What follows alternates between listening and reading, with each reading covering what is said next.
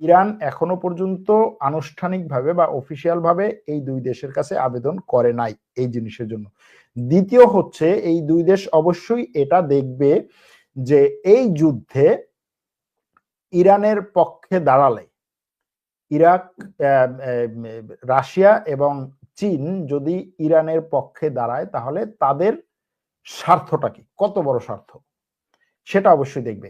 যেমন চীন যদি এখানে ইরানের পক্ষে দাঁড়ায় এবং আমেরিকা যদি এখানে ইরানের বিপক্ষে ইসরায়েলের পক্ষে দাঁড়ায়, আর ইরান যদি এই অঞ্চলে আমেরিকার যে সমস্ত ঘাঁটি আছে সেগুলোতে আক্রমণ করে এবং হরমুজ প্রণালী বন্ধ করে দেয়, তাহলে এটা একটা বড় ধরনের বিশ্বযুদ্ধের দিকে জড়াবে। সেই যুদ্ধে জড়িয়ে চীনের কতটুকু লাভ, কি লাভ হবে? আমেরিকাকে দুর্বল করা, আমেরিকা এখানে নেই। ইসরায়েলকে দুর্বল করা, ইসরায়েলকে দুর্বল করে চীনের কোনো লাভ নেই। আরব বিশ্বের বিরুদ্ধে যাওয়া চীনের জন্য কখনোই পজিটিভ কোনো জিনিস নয়। হ্যাঁ, যদি তাইওয়ানের বিষয়টি হয় যে হ্যাঁ, তাইওয়ানের জন্য চীন পুরোপুরি যুদ্ধে জড়াবে, সেখানে তাইওয়ানের তার স্বার্থ আছে, সে তাইওয়ানকে দখল করে নিতে পারবে, নিজের অংশ করে নিতে পারবে। কিন্তু ইরানের সাথে যুদ্ধ করে সে ইরানকে তো নিজের অংশ করে নিতে পারবে না। বা যদি এখানে বড় একটা জোট হয়, যে বড় বড় দেশগুলো, যেমন ধরুন ইরান, তারপরে হচ্ছে রাশিয়া, এরপরে পাকিস্তান, তারপরে হচ্ছে চীন, এরপরে ব্রিক্সের কিছু দেশ, তারপরে সাংহাই কোঅপারেশন অর্গানাইজেশনের অনেকগুলো গুরুত্বপূর্ণ দেশ, এরা একটা জোট হয়েছে, তখন হতে পারে যে এরা একজোট হয়ে ইরানকে সামনে দিয়ে পশ্চিমা বিশ্বের বিরুদ্ধে লড়াই করবে এবং পশ্চিমা যে ক্ষমতা, পশ্চিমা যে হেজিমনি এত বছর ছিল, সেটাকে তারা পুরোপুরি ধ্বংস করে দেওয়ার এই মোক্ষম সময় এটা মনে করছে এবং সেটা তারা তাদের অ্যাসেসমেন্টে হচ্ছে মোটামুটি বুঝতে পারছে যে এটা সময়। তাহলে হয়তো এরকম ভাবে চীন এবং রাশিয়া ইরানের পক্ষে আসতে পারে। কিন্তু এর বাইরে যেটা, যে তারা হচ্ছে বন্ধু, এতদিন পর্যন্ত ব্যবসা করছে, এই সময়ে বন্ধুর জন্য তাদের যুদ্ধে জড়ানো দরকার, আমার কাছে মনে হয় না যে এই যুক্তিতে তারা যুদ্ধে জড়াবে। বন্ধুকে বিভিন্ন ধরনের সাপোর্ট দিতে পারে, কিন্তু যুদ্ধে জড়ানোর ক্ষেত্রে সরাসরি একটা সুপার পাওয়ারের বিরুদ্ধে যুদ্ধে যাওয়ার জন্য চীন এবং রাশিয়ার ক্ষেত্রে যেই ইকুয়েশন হওয়া দরকার সেটা এখনো পর্যন্ত সামনে আমি দেখছি না। তবে এই যুদ্ধ খুব সহজে, খুব দ্রুত থামার সম্ভাবনাও কম। যদিও ইরান বারবার বলছে যে আমেরিকা অর্থাৎ ডোনাল্ড ট্রাম্প যদি চায় তাহলে ইসরায়েলের প্রধানমন্ত্রীকে দিয়ে এই যুদ্ধ থামিয়ে দিতে পারে। আর ইসরায়েলের প্রধানমন্ত্রী যদি এই যুদ্ধ থামায় তাহলে দেখা যাবে যে এই যুদ্ধ হচ্ছে তার জীবনের পরিসমাপ্তি টেনে নিয়ে আসবে, তার জীবনের পরিসমাপ্তি। তাকেই হয়তোবা ইসরায়েলিরাই তাকে হত্যা করতে পারে, বাইরে থেকে কারো হত্যা করার দরকার নেই। তার জেল হতে পারে, ফাঁসি হতে পারে। এমনকি তুরস্কের রাষ্ট্রপতি কয়েকদিন আগে বলেছিলেন যে এই ইসরায়েলের নেতানিয়াহু হিটলারকেও ছাড়িয়ে গেছে, সুতরাং হিটলারের যে পরিণতি হয়েছিল তার থেকে খারাপ পরিণতি তার হওয়ার সম্ভাবনা আছে। যাই হোক, তুরস্কের রাষ্ট্রপতির কথাই যখন আসলো তখন তাকে নিয়ে একটু বলছে। তুর্কি এখন আখের গোছানোর চেষ্টা করছে। তুর্কি না ইরানের জন্য না ইসরায়েলের জন্য হচ্ছে এখন চিন্তা করছে, সে চিন্তা করছে তার নিজের, যে ইরান যদি পড়ে যায় তাহলে তুরস্ক হচ্ছে টার্গেট হবে, এটা মোটামুটি 100% নিশ্চিত। এবং তুরস্ক টার্গেট হলে তুরস্ক কার সাপোর্টে দাঁড়াবে? তুরস্ক টার্গেট হলে তুরস্কের পাশে একটা দেশ দাঁড়াতে পারে, সেটা হচ্ছে পাকিস্তান। আর একটা দেশ দাঁড়াতে পারে আজারবাইজান। এর বাইরে আর কেউ নাই তুরস্কের পাশে দাঁড়ানোর মতো।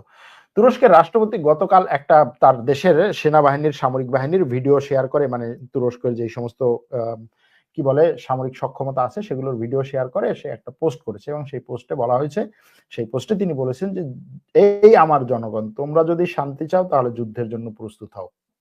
অর্থাৎ সে নিজের জনগণকেও একদিক থেকে যুদ্ধের দামামা এদিকে বাজাচ্ছে, যে যদি কোনো কিছু হয় তুমি যুদ্ধের জন্য প্রস্তুত হও, মানসিকভাবে প্রস্তুত হও, অর্থনৈতিকভাবে প্রস্তুত হও, এবং আমরা সামরিক দিক দিয়ে সর্বোচ্চ চেষ্টাটা করছি। অর্থাৎ এর মধ্যে এই তুরস্কের যে সমস্ত সামরিক প্রকল্পগুলো ধীর গতিতে চলতেছিল অর্থনৈতিক কারণে, অর্থাৎ আপনি একটা প্রকল্প 3 বছরে যেই টাকা দিয়ে চালাবেন, যেই টাকা খরচ করবেন সেটা যদি আপনি 1 বছরে খরচ করেন, দেখা গেছে সেই প্রকল্প আরো দ্রুত সামনে আগাতে পারে। তো সেই সমস্ত প্রকল্পে হয়তোবা এখন আরো বেশি টাকা ঢালবে সরকার এবং জনগণের কাছ থেকে আরো বেশি ট্যাক্স তুলবে, এটা করবে সেটা করবে, জনগণের বিভিন্ন জায়গাতে বিভিন্ন জিনিসের দাম বাড়বে এবং সামরিক খাতে আরো বেশি বিনিয়োগ করবে, সেটার একটা ফিল্ড রেডি করতেছে তুরস্কের সরকার, আমার কাছে এটা মনে হচ্ছে। এবং গত 1 সপ্তাহ ধরে তুরস্কের রাষ্ট্রপতি, তুরস্কের বিভিন্ন মন্ত্রী, তুরস্কের বিভিন্ন টেলিভিশন চ্যানেল এভাবেই খবর করছে যে তারা তাদের সামরিক দিক দিয়ে এয়ার ডিফেন্স সিস্টেম কতটা শক্তিশালী, তাদের মিসাইল সিস্টেম কতটা শক্তিশালী, তাদের মিসাইলের রেঞ্জ কত, সেটাকে আরো বাড়ানো দরকার। এরদোগান বারবার এই কথাও বলছে যে এই আমার জনগণ তোমরা দেখো, তোমরা নিশ্চিত থাকো যে আমরা এমন কিছু ডিফেন্স সিস্টেম তৈরি করছি বা ওপেন করতে যাচ্ছি অল্প কিছু দূরের মধ্যে, যেটা দেখলে আমাদের উপরে আক্রমণ তো দূরের কথা, আক্রমণের চিন্তাও তারা মাথায় করবে না, এরকম ভাবে কিছু মোটামুটি বড় বড় কথাবার্তা বলেছেন। এখন যেটা সবসময় বলা হয় যে আসলে যুদ্ধের ময়দানে যাওয়ার পরে বোঝা যাবে যে কার অস্ত্রের শক্তি কত। আজকে সকালে তেল আবিব এবং তেল আবিবের আশেপাশে যে আক্রমণ করেছে, সেই আক্রমণে বলা হচ্ছে যে 30টা মিসাইল। এখন এই 30টি মিসাইলের জন্য ইসরায়েল যে পরিমাণ এয়ার ডিফেন্স সিস্টেম মিসাইল খরচ করেছে এবং ইসরায়েলের এই 30টি মিসাইলের মধ্যে থেকে যতগুলো আঘাত এনেছে, কতগুলো আঘাত এনেছে সেটা এখনো পর্যন্ত বলা হয়নি। যতগুলো আঘাত এনেছে সেটা দেখে বোঝা যায় যে ইরানের আক্রমণ যদি আরো তীব্র হয় তাহলে ইসরায়েল একা সেই আক্রমণ ঠেকাতে পারবে না এবং এজন্য ইসরায়েল খুব দ্রুত আমেরিকাকে সামনে টেনে আনতে চাইছে।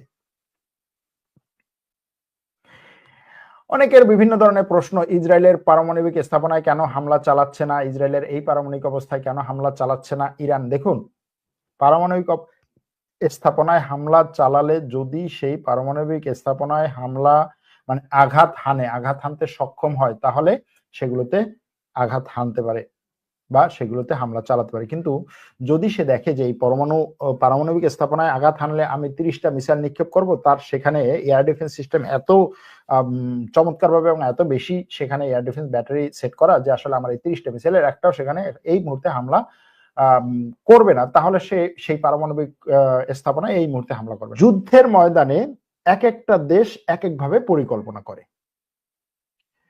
কেউ কেউ পরিকল্পনা করে যে আমি নিউক্লিয়াসকে অর্থাৎ সেন্টারকে আগে ধ্বংস করে তারপরে হচ্ছে ওই পক্ষের ধস নামাবো। আবার কেউ কেউ পরিকল্পনা করে যে আমি আগে হচ্ছে সাইটকে ধ্বংস করে সেন্টারকে বা রাজাকে, ওই যে দাবা খেলা যেটা হয় যে রাজাকে ডিফেন্সলেস করব, তাকে আর রক্ষা করার কেউ থাকবে না, তখন আমি রাজাকে আক্রমণ করব। অর্থাৎ ধরুন আপনি এরকম যে ইরান এখন যে সমস্ত কম গুরুত্বপূর্ণ জায়গাগুলোতে আক্রমণ করছে, এয়ার ডিফেন্স সিস্টেমগুলো সেখান থেকে ধ্বংস করছে ইসরায়েলের সেই সমস্ত জায়গার এয়ার ডিফেন্স সিস্টেমগুলো অনেকগুলোকে অকেজো করছে। এর কারণে কি হচ্ছে, অন্য জায়গা থেকে হয়তো তার এয়ার ডিফেন্স সিস্টেম নিয়ে আসা লাগতেছে, কথার কথা। তারপরে সে এই যে কম গুরুত্বপূর্ণ জায়গাগুলোর প্রতি এখন বেশি নজর দিতে হচ্ছে। এই বেশি নজর দিতে গিয়ে তখন তার বেশি গুরুত্বপূর্ণ জায়গাগুলোতে সে যেভাবে নিরাপত্তা দিয়ে রেখেছিল সেই নিরাপত্তায় ত্রুটি ঘটবে, তখন হয়তো দেখা যাবে যে সে সেন্টারে আক্রমণ করলো। হ্যাঁ, একটা যদি বলা হিসাব করি।